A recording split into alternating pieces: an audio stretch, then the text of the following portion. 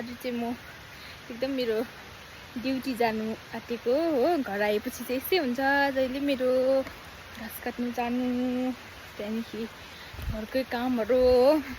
अन्त आज चाहिँ कति दिन बाद घर आएर घाम लागिसक्यो। अघि चाहिँ किन नआएको भनेर चाहिँ अघि चाहिँ घरमै काम गर्दै थियो हो।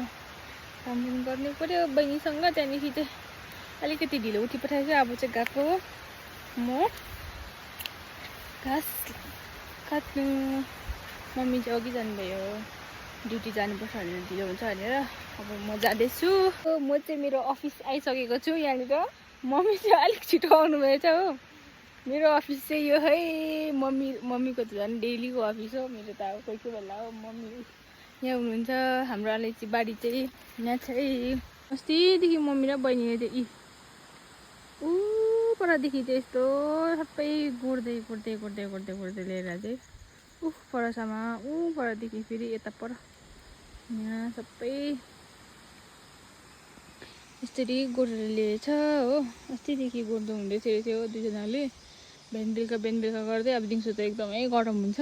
अनि यहाँ माथि चाहिँ मकै लगाएको छ, यता परदेखि परसम्म।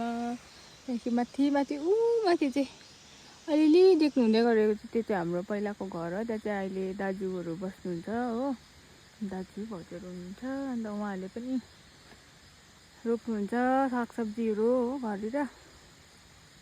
यहाँ चाहिँ यस्तो छ है हाम्रो चाहिँ अफिस। यो अफिस हो हाम्रो। अब यहाँ चाहिँ मम्मीले मेरो भारी हालिदिनुहुन्छ घाँसको। अब आज कति बात आएको, अब छोरीले मर्ने गरी बोक्छ भनेर चाहिँ अब चिची हालिनु हुँदैछ।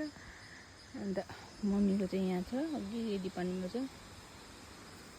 त्यस्तै छ, भिलेज लाइफमा दुःख गर्नै पर्यो। अनि त्यहाँदेखि चाहिँ के गर्नु, अब दुःख नगरिकन खानु, हातमुख जोड्नु पाउँदैन। मर्ने गरी भारी हालिदिएको छ है आज चाहिँ मलाई। हेर्नुहोस् कति बार घर आयो भनेर।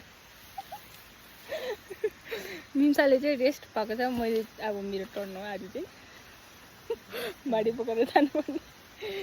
बेसी भयो छोरीलाई भनेर मम्मीले फेरि बोक्नु लाग्यो। यस्तो हुन्छ आमा आप्पाको माया चाहिँ। मम्मी कस्तो भयो बिहानै घाँस काट्नु आएर? दामी भयो। दामी भयो। घामले डढेर के भइसक्यो, दामी भयो भन्दैछ हो। हामी घर गएको, मम्मी चाहिँ तँबाट अझ भारी बोक्यो। यहाँ छु ए, यस्तो गरम भयो कि के भन्नु। मेरो टाउको फुट्नु आँटेको दुख्यो। अन्त काटेको भिडियो चाहिँ देखाइनँ, किनकि मम्मीले काटिराखिदिनु भएको थियो।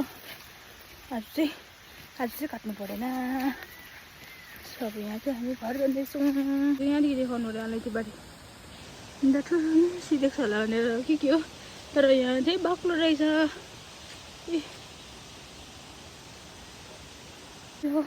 अब चाहिँ हामी घर पुगेको अवस्था।